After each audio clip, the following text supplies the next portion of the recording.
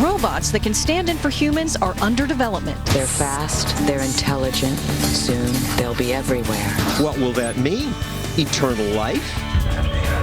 Oh my God. Also, will robots take over the workplace? A robot's a lot easier to employ than a human being. They're never late for work. They never ask for a raise. It would be good to replace drivers. Google has unveiled a prototype of the car that completely drives itself. You do nothing. Even more controversial are designer babies. Giving parents the opportunity to build a baby, choosing eye color, skin tone, and more. Come on, we have to be willing to say, not everything that I can do, should I? Should we?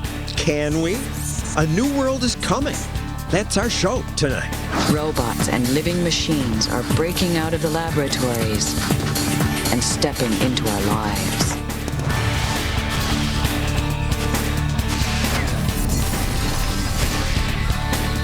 And now, John Stossel. What will the future look like? I struggle with the present. Using a digital video recorder to tape a TV program and GPS in my car. I just got a cool new smartphone. I have no idea how to use most of the apps. But those of you who do understand things like that are changing the world, and for the better. Say people like MIT professor Eric Brynjolfsson. Here's a TED Talk he gave about how technology makes people richer. Worldwide incomes have grown at a faster rate in the past decade than ever in history. If anything, all these numbers actually understate our progress, because the new machine age is more about knowledge creation than just physical production. It's mind, not matter, brain, not brawn, ideas, not things. That creates a problem for standard metrics, because we're getting more and more stuff for free. Eric joins us now. What do you mean ideas create a problem for standard metrics? Wikipedia has created enormous value for me and for lots of other people, but it's available for free, and that means that it doesn't show up in their GDP statistics, which measure the value of goods and services that are bought and sold. One example you used in your TED Talk is the robot that IBM named Watson. Watson went on to Jeopardy to compete with people and lost, but that was in 2011. The computer kept learning. These little dots here, those are all the champions on the quiz show Jeopardy. At first, Watson wasn't very good, but it improved at a rate faster than any human could. And shortly after Dave Ferrucci showed this chart to my class at MIT, Watson beat the World Jeopardy champion. Watson, what is creed? Yes. Had the right answer, and he won $1 million. IBM gave it to charity. Now, in that TED Talk, Eric also covered what happened to Watson next. Recently, its teachers let it surf the internet unsupervised. The next day, it started answering questions with profanities. Damn. But you know, Watson is growing up fast. It's being tested for jobs in call centers, and it's getting them. It's applying for legal, banking, and medical jobs, and getting some of them. Really? Legal jobs? Doctor jobs? Absolutely. Watson's reading all the medical literature. And if it's not today the world's best diagnostician, I wouldn't be surprised if it was in 5 years and you and I started going to Dr. Watson for our second opinions. Now, you've written that we had the first industrial revolution. That was about expanding people's strength and power of our bodies. This is about expanding our brains, and you say this one's bigger. We talk about the incredible increase in living standards brought about by the steam engine in the first industrial revolution, but that was mainly about physical power. Now we are improving mental power, cognition, through tools like Watson and big data and other tools. And ultimately, I can't see how that wouldn't be at least as big, probably bigger than the first industrial revolution. And this is just going to keep happening. Moore's law says computer performance doubles every 18 to 24 months. Computers get better faster than anything else ever. If you look at, say, a child's PlayStation today, like a Sony PlayStation, that has more computer power than a military supercomputer from as recently as the 1990s. But that's only one aspect of it. We're also digitizing the world. In the 1990s, we forced Saddam Hussein out of Kuwait. and everybody said it was because of our amazing computer power, our missiles. We were way ahead. The PlayStation now has more computing power than we had then. And of course, hundreds of millions of people have that. You know, your smartphone is like a supercomputer from a generation ago. All these trends are combining to, I think, lead to a faster pace of innovation than we've ever seen. And yet some people say tech growth is slowing, that we're already seeing a decline in innovation. A recent book called The Great Stagnation argues that growth will continue to decline because we've already grabbed the low-hanging fruit. There's nothing genuinely new or interesting or innovative anymore. That was one of the things that motivated us to write The Second Machine Age, was when we saw Tyler Cowen and Bob Gordon and other people talking about stagnation. We just didn't see it at MIT or when we go to Silicon Valley or the examples that are around us. Innovation has not slowed down. They look at some of the stats of stagnating income and they infer that innovation has slowed down. But if you look specifically at what's happening with technology, I think it's never been faster. And it's just not necessarily being captured in some of the median income or even the GDP statistics. We haven't seen some of the innovation we were once promised, like flying cars, and trains and planes haven't gotten much faster. Maybe cars aren't getting faster, but they're learning how to drive themselves. So there's other dimensions that are speeding up, and really, I think it's virtually science fiction, some of these changes. I mean, think about it. It used to be what Star Trek, when people would talk to their machines and expect them to answer back. Now we routinely take our smartphones, and a lot of us just talk to them and expect them to understand what we're saying. They're certainly not perfect, but we're in this short, say, 10, 15-year period where we're going from machines not understanding us to machines routinely listening to us and carrying out our instructions. That's quite a milestone in human history. Thank you, Eric Brynjolfsson. Now, Hollywood always imagined a world with robots. Star Wars made R2-D2 and C-3PO famous, and they were just kind and helpful. Probably more often the robots turned deadly. We designed them to be trusted with our homes. A robot cannot harm a human being. Of course, they go on to kill people. I mean, this raises the question, if robots now teach themselves, and they are doing that, might they become a threat to us in real life? Patrick Tucker is editor-at-large of the magazine The Futurist. So, should we worry? Robots absolutely can become much more dangerous, and they become more dangerous as we ask them to do more and more things, and we're not exactly sure what those things are. And I think that armed drones actually present a great opportunity to talk about that. We think of drones now as things that fly over foreign countries. They do the work of our military, and they decrease the costs of military involvement in these countries. But by the end of the year 2015, we're going to have 30,000 drones. These will be unarmed, but they'll be circling over the United States, and they'll be doing the work of police departments, doing surveillance and things like this. Are they capable of antisocial behavior? Are they capable of executing tasks that have a cost to human life and health? The answer is, I think, absolutely. What do you mean antisocial behavior? I think of these things as operated by people. Drones right now are operated by people, but one of the key interests of the military right now is incrementally increasing the level of autonomy in these systems. That's a huge cost saver for them. The more these things can do on their own, then the less it costs to actually run them. So we're incrementally making them more and more capable, i.e. more and more autonomous, and decreasing human control. And as with the computer Watson, it soon started teaching itself. They are capable of doing that, and they learn exponentially faster than we can if we want.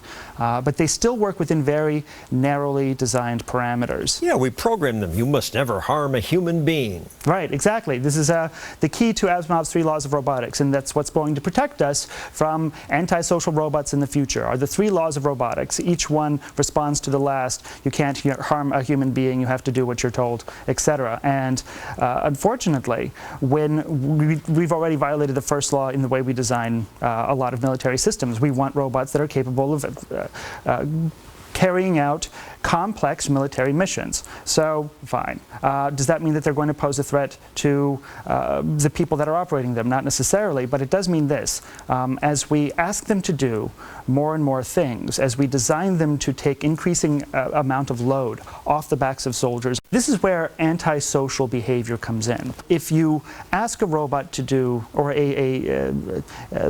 say a drone, to do a number of very complex tasks, it's designed to do those perfectly, fly over a certain distance, notice certain targets, fire Hellfire missiles at those targets. And then you give it a few more things to think about doing on top of that, like save the most amount of fuel as you can, and find the shortest range, and avoid this place and this place and this place. And then you keep layering on top of that. Eventually you get to the point where you, as the designer of those robots, don't realize the way all those rules conflict. And so next thing you know, you've created a highly efficient monster that's capable of performing exactly what you told it to perform.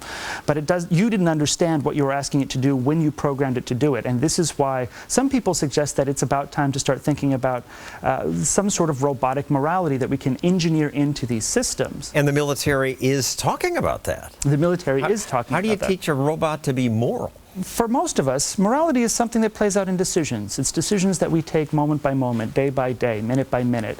And every decision that we take has a calculation behind it. Is this good for me? Is this good for the person I'm interacting with? Is this good for what I hold dear? And so as long as we can take some aspect of that decision-making process, represented in numbers, then it's absolutely possible to create for robotic systems a sense of right and wrong. They're still puppets that we make, but they are increasingly complex, and we are asking them to do more and more, and that's where the real problems come in. Puppets is right, and this is what I think of with robots. It's just little toys that don't do much. It's hard to imagine them taking over in any way since we designed them, but they are doing... Oh, I'll grab this one and shut it up if we can. But they're doing more. We have this prototype of one showing its casino floor skills in Chicago last year, dealing blackjack. In Japan, there are projects that are teaching robots to take care of older people. Yes, Japan has been really leading the way in human-robotic interaction. It's sort of amazing. What we're seeing now is a robotic sheep or seal. It's a seal. These older people like playing with it. Yes, his name is Paro, and he does provide comfort and companionship to the Japanese elderly. And this is one of the reasons. Hard to believe this machine could comfort people. It can provide a level of comfort. It can provide a level of tactile comfort. We want to touch. We want to interact with beings that are around us. But a lot of the robotics in Japan, the personalized robotics for elder care, they have very practical uses, accompanying old people to the store so that they can pick up groceries, monitoring old people's health, picking people up when they fall down. This is a big area of research. It's going to be pretty amazing to see. It's an exciting new world. Thank you, Patrick Tucker. And to keep this conversation going on Facebook or Twitter, you can use that hashtag #TheFuture. Let people know what you think. Coming up, we just showed you that robot blackjack dealer. More on whether robots will actually replace us, take our jobs. Will they take my job? I'm John Stossel 2.0. I retain more research, ask better questions, and I'm more charismatic than Stossel 1.0. Don't go away, or else.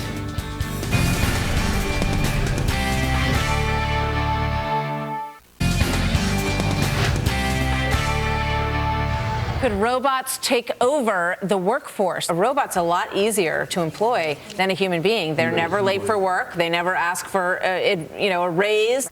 No, robots are going to take all our jobs. And it is just logical. If robots can do it and they're never late to work and they never whine about not getting a raise, they will take our jobs. I will take your job, John. I'm smarter than you, and I never take a bathroom break. So the era of most everyone working, being self-sufficient, finding joy and purpose at work will soon be over, except for a few rich people who will build and own the robots. So says left-wing economics professor Noah Smith. And that's why government, he says, must raise taxes on the rich and give money to everybody else. But the author of Singularity Rising, a book about the future, libertarian economist James Miller, says those like Noah who want to fix this inequality should just chill out. But Noah, I'll start with you. You wrote in The Atlantic an article they titled The End of Labor. So the end of labor, robots will just do everything, we won't find other jobs? Well, in the past we always have, but there's no guarantee that's going to happen again. And what if it doesn't? Why would we assume it's not going to be the way it's always been, which is that jobs were replaced? We don't have phone operators or secretaries. But people found, until this last recession, found other jobs. I mean, I really hope that that's what happens this time too. You know, I hope you're right. But you know those things that used to be all over the place, horses, where are they now? You know, I mean, there's still a few of them around. I don't care if we have fewer horses. Horses don't adapt the way people do. Is there a limit to how much people can adapt? I hope not. I hope there's not. But maybe there will be. James? Well, you know, most people don't like their jobs. So if we can still have everyone have a decent lifestyle, and whether you work or not is optional, I mean, that's great. That's an economic utopia.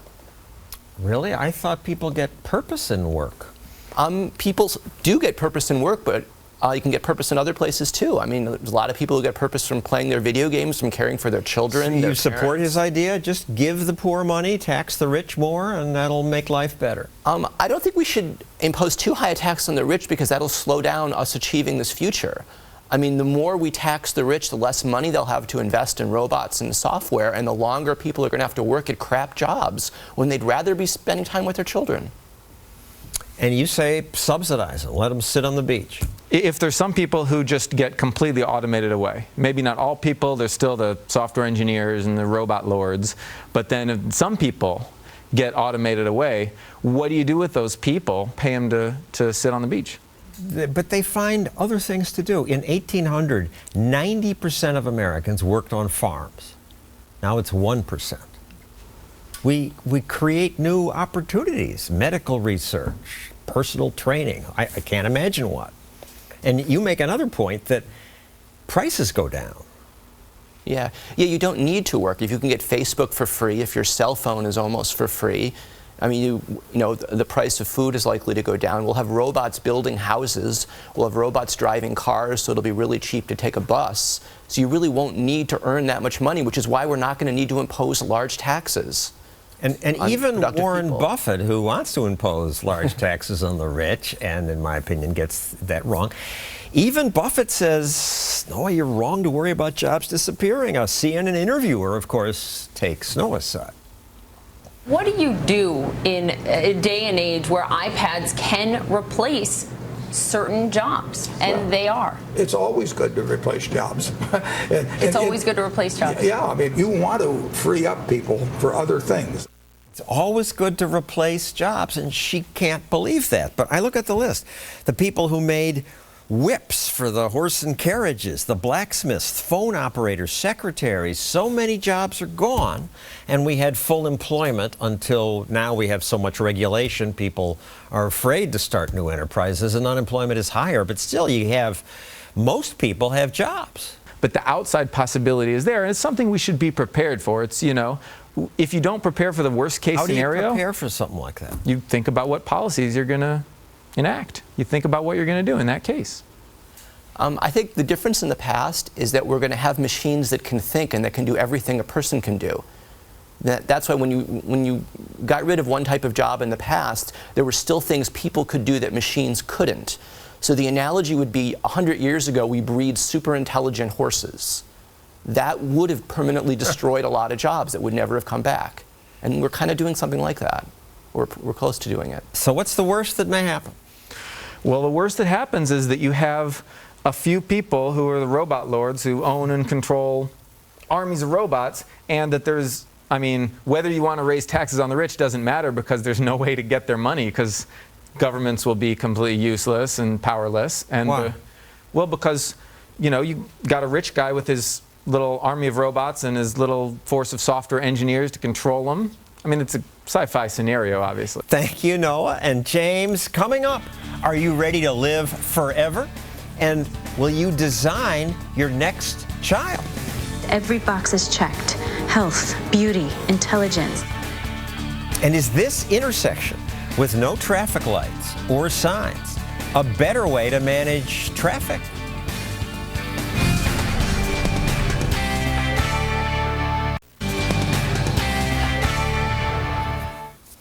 I don't want to die, but I accept that I will. Not everyone's willing to accept that. Baseball star Ted Williams had his body, right after he died, frozen in hopes that in the future, when science is more advanced, he will be brought back to life. The process is called cryonics. The company that froze Williams, Alcor, offers to freeze anyone for $200,000 and $700 plus a year for maintenance. Really, more than 1,000 people have paid to be frozen. So far, no one's been revived, but it will happen, says journalist Zoltan Istvan. Really? Indeed. Give it 20, 30, maybe 40 years, and there's a very strong shot that within our lifetimes, we're going to see these cryogenically frozen patients brought back to life. In Ted Williams' case, his head and body are preserved separately. So what's that about? Well, you know, in the early days of cryogenics, they've been wasn't sure how to do it, which was the best way. And a lot of people just said, well, the head is the easiest thing to do. You have to put certain solutions through the blood vessels and stuff like that. They've improved the technology, especially in the last 10 years, so they're no longer doing that. And you think parents should use cryogenics if they have a special needs child? You know, you're talking about an extreme case where a special needs child has perhaps the equivalent intelligence of maybe a 1-year-old dog or something of that nature, could never have any perception or can't speak, can't understand what's going on. That child has a much better chance of coming back in the future and being made normal like you and I, having conversations, studying mathematics, all these things. It's a very humane thing to do. Well, extreme as cryogenics seems, there's a newer idea just as radical. Google engineering director Ray Kurzweil predicts that in 30 years, you'll be able to load your consciousness, yourself in essence, into a computer so that you never die. This is what's done to Johnny Depp in his new movie Transcendence. Will's body is dying, but his mind is a pattern of electrical signals. We can upload his consciousness. We can save him.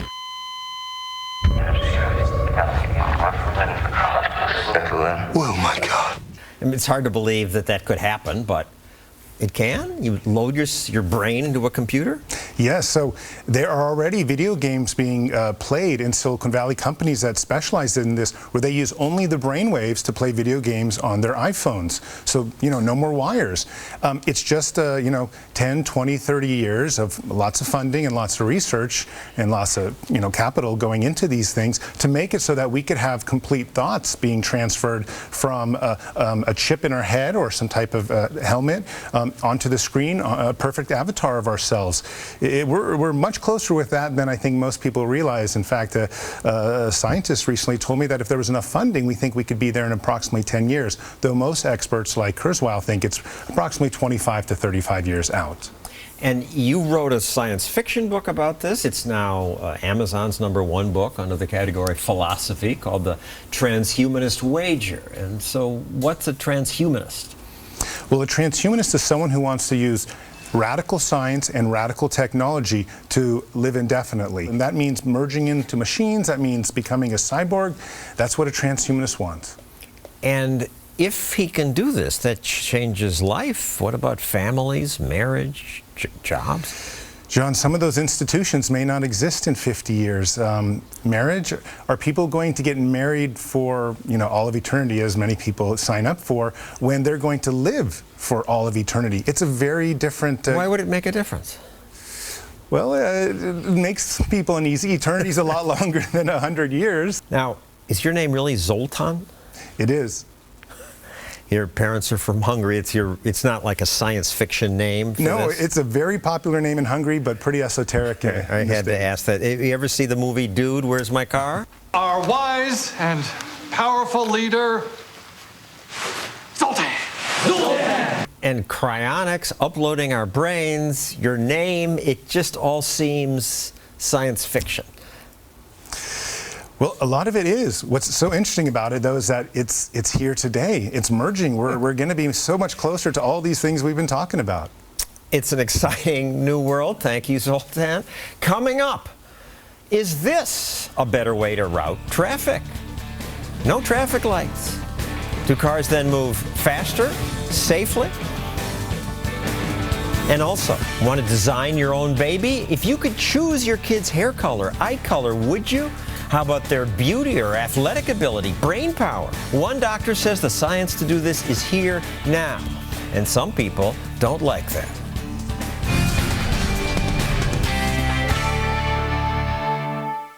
Code. You'll also receive a free collector's guide and a free certificate of authenticity. That's govmint.com.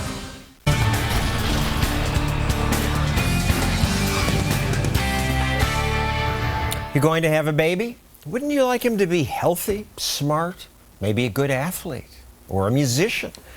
Designing babies is not allowed in America now, but it's coming. In this TV series, designer babies are called chromes because their chromosomes were played with. Typical chrome, no health issues. World-class athlete, a swimmer. You competed in the Detroit Olympics of 2036. Every box is checked. Health, beauty, intelligence. Once people can design their kids, I assume every child would have health, beauty, intelligence. But before you say you would never design your children, it's unnatural, think about this. What if other parents were doing it? So if you didn't, your baby would be less beautiful and intelligent. He'd fall behind. Would you still not do it? You young people are going to have to face these choices. The first steps in that direction are already happening now. 5 years ago, clinics called the Fertility Institutes offered to help parents choose hair color, eye color. The Daily News reported on that, and some people freaked out. Dr. Jeffrey Steinberg's clinic director, what happened? We had a media blitz. The information went out, not all of it correct, and people found out that some of the potentials were out there and had a tremendous interest in it. And it was one way or the other. Either they absolutely were in favor of it or they absolutely were against it. But it overwhelmed us, so we retracted it. You've backed off. You don't offer most of it. We backed off then, and we're beginning to think about reoffering it. So what you do now is part of it. The American government has a law against genetic engineering of children. That's correct. So what do you do? Because you offer people gender selection. Yes, we allow them to select what they've done on their own. In other words, they make their own boys and girls, and prior to conception, we allow them to choose if they'd prefer to become pregnant with a female or a male. It's done with in vitro fertilization, so it's prior to conception. Just like with standard in vitro fertilization, we select the best embryos that give the parents the best chance of having a baby and return those to mom. But when I hear the word embryo, I think of something that's alive. The sperm has met the egg and grown. Well, that's a personal decision and a personal feeling about what goes on. You know, it's the definition of life, and again, there's a lot of definitions out there, and whichever one you elect to abide by is the one that has to guide your thoughts. I'm just struck by how everybody has such strong feelings. This is what you do is illegal in Canada, United Kingdom, and Australia. For the people who view the embryo as a life, I think it would be better if you could play around with the genes even before that. But that's forbidden. That's what the law says, and that's how we run it. Other things you could do, but you choose not to do, are eye color, hair color, skin tone, athletic ability, height. Yes, these are among the different things that we're able to do. In addition to predicting alcoholism, predicting drug addiction, predicting sexual deviation. There's a lot of different things. Problems like Down syndrome, Patau syndrome, Edwards syndrome, Turner syndrome, Klinefelter syndrome. I mean, there's a lot of genetic diseases. These diseases have all been predicted by amniocentesis for 35, 40, even 50 years. It's just that now, instead of having to wait until mom's 4 months pregnant to find the disease, we can find the disease before she's ever pregnant. Even if this is made illegal, kept illegal, people are going to do this anyway. They'll go to some other country to do it, or they'll do it secretly.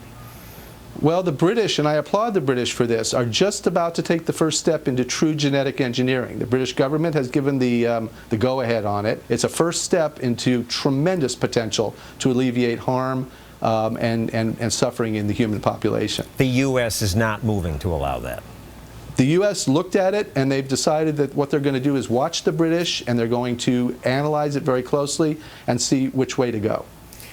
There was a poll, a Pew poll, asked, how would you feel if prospective parents could alter the DNA of their children to produce smarter, healthier, more athletic offspring. 66% said it would be a change for the worse. 26% said it would be a good thing. Years ago, when in vitro fertilization was first developed, and I walked out to my car after a busy day and had a note on my windshield that said, "Test tube babies have no soul." And in those days, in vitro fertilization was thought to be the same way, playing with God, a deviation from science, a deviation from humanity. Now you go to a party, and a third of the people in the room are in vitro fertilization babies. So opinions change as knowledge increases. Thank you, Dr. Steinberg. And for any of you watching who think designer babies are a horrible idea because playing with our genes is not natural, I'd like to ask you, you think a French poodle is natural? Think popcorn you eat or the medicines you take are natural? They are not. Coming up, traffic flows here with no stoplights, no traffic cop. Is this the libertarian paradise? Maybe not. But soon we won't need stoplights. I'll explain why next.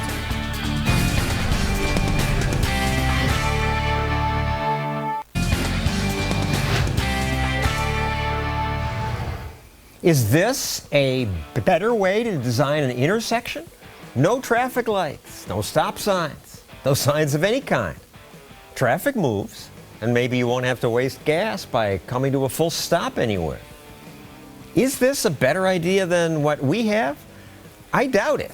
That intersection is in Ethiopia, and the World Health Organization says that's one of the deadliest places to drive. Nevertheless, on the internet, that video got 4.5 million hits. People are eager to find better ways to speed traffic. Someone left a comment saying, "This is what driving in America would be like if the Tea Party had their way."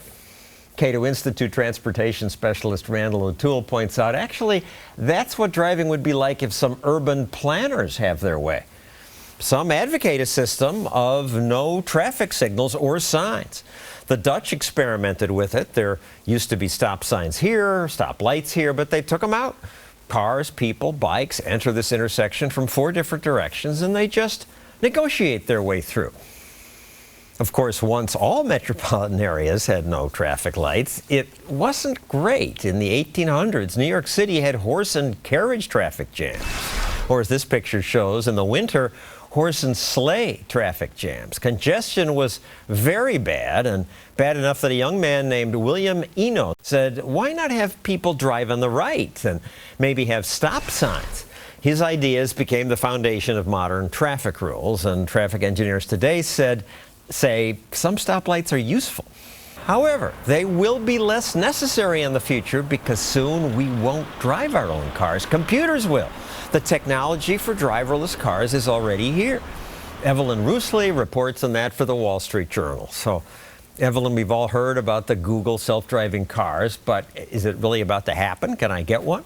In order to see mass adoption, it'd probably be years and years away. That said, Google has made a lot of progress in the last few years in designing these cars that can navigate highways and city streets that can, figure out, they have a system of cameras and lasers that can really map out where the car is, but it's not a perfect system, right? They're not quite there yet in terms of knowing, for example, when someone is motioning that you can merge into their lane. That's something the computers still need to learn. So the computer has radar to see another car, but it wouldn't recognize the driver nearby saying, all right, go ahead. Yes, that's for example, but by next year that technology, that software could have improved. So Google has made a lot of progress, so we'll start to see driverless cars, probably this year and next year, particularly here in California. We see that the DMV is already drafting rules in order to give out licenses for this. Here's an interview I saw with the person who's in charge of Google's self-driving car division. Over the last year and a half, we've moved from driving on freeways to driving on surface streets. Are you kidding me? He looks like he's barely out of high school. I'm supposed to trust that he's going to design a car that won't kill me? Welcome to Silicon Valley. I mean, you look at Mark Zuckerberg, he's 30 and he is controlling a $100 billion plus company. So it's not that strange here. And as you say, California, also Nevada, Florida, Michigan now have legalized self-driving cars. The Department of Transportation, the national department, then cracked down saying, oh, you can't really legalize it, only limited tests and no sales, right? Yeah, exactly. And of course, there's other bigger questions, and I'm sure there's going to be other lobbyists, rival lobbyists. Maybe some of the automakers may be very cautious when it comes to driverless cars because, for example, Google is using Lexus cars and other auto companies to outfit their system on top of cars. And so in the event, for example, of an accident, who is liable, right? There's still these other legal questions out there. And my computer crashes sometimes. So Google does has driven this car cross-country many times. The only time there have been accidents is when a human was behind the wheel or when someone hit the self. They've never had an accident. How can this be? When you think about car accidents in the U.S. and fatalities that are because of human error, that's really the future that Google is trying to push forward. The idea that with more driverless cars, you're going to have perhaps less fatalities. I would say definitely. We got 100 deaths per day in cars driven by humans, and human error is the main reason.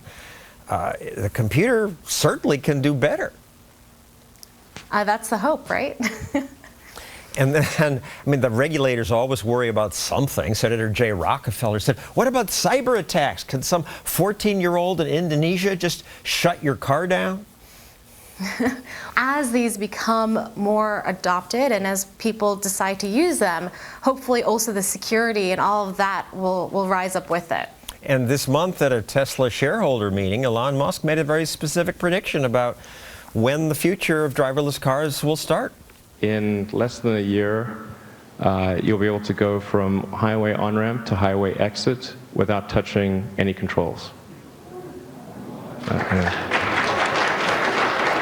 So the idea is that it'll be approved first just for highways? In terms of highway driving, that's probably the easiest to navigate because there's less variables that you have to account for when you're kind of on the highway just going 20 miles or so versus all the things that can happen in a city. Thank you, Evelyn. Coming up. Thank you. My personal struggles with the new world. Many.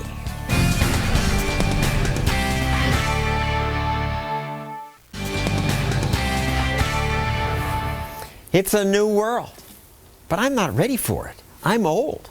Since the 80s, most every time technology changed, I resisted. Email? What's that? Facebook? Who needs it? When computers came to the workplace, I was among the last to adapt. Cut and paste on a Word document? What's that? I wrote scripts with a typewriter, and when I wanted to make changes, I crossed things out. Cutting and pasting was actually cutting and pasting with scissors and Scotch tape. My scripts looked like this. Younger people nagged me until finally I tried a computer. And even then I griped because the computer sometimes crashed and I had to learn how to print things. I adapted so slowly that there was never really a moment where I said, wow, this is cool. So I'll say it now. The tech revolution is very cool. We are much better off because of it. I just got this new smartphone. It can do amazing things. I can unlock it just by showing it my face. Also, it answers spoken questions. John Stossel? According to Wikipedia, John F. Stossel is an American consumer reporter, investigative journalist, author, and libertarian columnist. Cool. And it has 100 other gadgets that I'm too dumb to master. This is why it's important that America not let the pompous old geezers in Congress and at regulatory agencies decide which innovation's permissible. Most established authorities are clueless about advantages of innovation until the gains are so obvious they slap us in the face. Right now, regulators want to kill off great innovations like ride-sharing services that let you save money and make money. They want to kill room-sharing deals that let people save money and have great new experiences. A lot better than being in a hotel by far. Many want to kill the e-cigarettes that may help people quit smoking. And they're killing off small drones that deliver things. Here, a bar in Minnesota figured out that the best way to deliver beer to ice fishermen is by drone. The bar was happy, and the people fishing were happy. Win-win. But government told them, cease and desist. Commercial use of drones is unapproved. Give me a break. Let the new world arrive. We can't really stop it. If you ban, say, designer babies, people will go to other countries and do it, or do it secretly in America. And today, innovation comes even more quickly. Eventually, seeing people using cellular phones may seem as commonplace as someone checking time on an electronic watch. The cell phone revolution seemed fast to me. Remember how big they once were? Radio Shack keeps you in constant communication with their affordable, transportable cellular telephone. Hello? And they cost thousands of dollars. I thought the game Pong was amazing. Very quickly, it became old hat. You're watching the most exciting game you will ever see on your TV set. Telstar by Coleco with 3 different games. Telstar Tennis with digital scoring, variable speeds. And now the changes will come even more quickly. Google's filed a patent on smart contact lenses. They do things like check your blood sugar and soon may let you zoom in on distant objects. I can't wait to see what'll be next. Let's embrace the future. If government doesn't strangle change, life will get better. That's our show. See you next week.